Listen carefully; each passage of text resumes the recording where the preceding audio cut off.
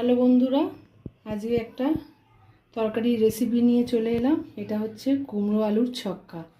এই যে আলু ডুমো ডুমো কেটে নিয়েছি, কুমড়ো কেটে নিয়েছি। এবার একটু ভাজাভাজি করে নিই, তারপরে দেখাচ্ছি কি দিয়ে না কি করছি। ঠিক আছে? কুমড়ো আর আলু ভাজা হয়ে গেছে। এবার ফোড়নে দেবো শুকনো লঙ্কা, গোটা তেজপাতা, পাঁচফোড়ন,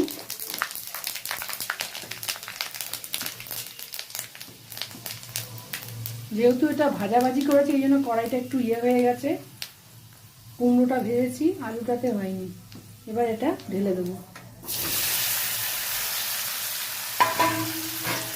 এখানে আছে হলুদ, নুন, আদা, কাঁচা লঙ্কা আর কাশ্মীরি লঙ্কা গুঁড়ো।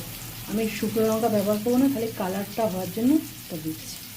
তোমরা পারলে শুকনো লঙ্কাও দিতে পারো। বলুন, ছোলা ভিজিয়ে রেখেছি, এবার ছোলাগুলো দিয়ে দেবো। ছোলা তোমরা পারলে সেদ্ধ করে দিতে পারো, আমি কাঁচাই দিয়ে দিচ্ছি।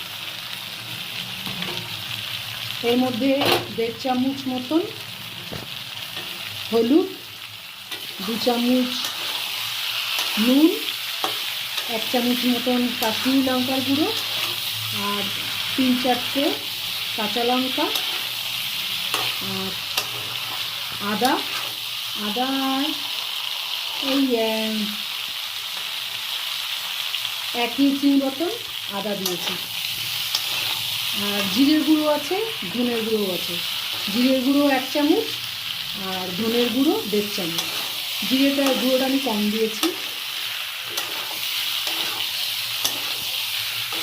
এবার একটু কষাকষি করে নিয়ে তারপরে ওর মধ্যে মিষ্টি দিইনি, মিষ্টিটা পরে দেবো। আগে এটা একটুখানি নাড়াচাড়া করে নিই, তারপরে একটু জল দেবো। এই যে মিক্সি বোলের জলটা এটা দিয়ে দেবো। যেহেতু ভাজা আছে কোনো বেশি জল লাগবে না। বেশি জল দিলে কী হবে, কুমড়োগুলো একদম গোটা থাকবে না, ঘন্ট হয়ে যাবে। আর একটু দেবো, একটু কষিয়ে নিই জলটা দিয়ে। মশলাটা দিয়েছি তো, একটু জল না দিলে মশলাটাতে ভালো কষা হবে না।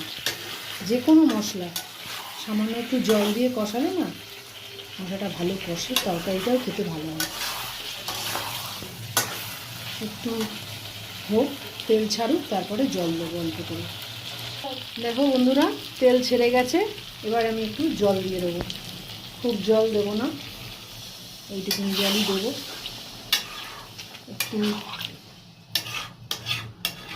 গ্যাসটা একটু লোতে রাখবো, আস্তে আস্তে হবে। তারপরে কি দিচ্ছি না দিচ্ছি দেখাচ্ছি। হয়ে গেছে বন্ধুরা, এবার একটু গরম মশলা দিয়ে দেবো। তোমরা পারলে ভাজা মশলাও দিতে পারো।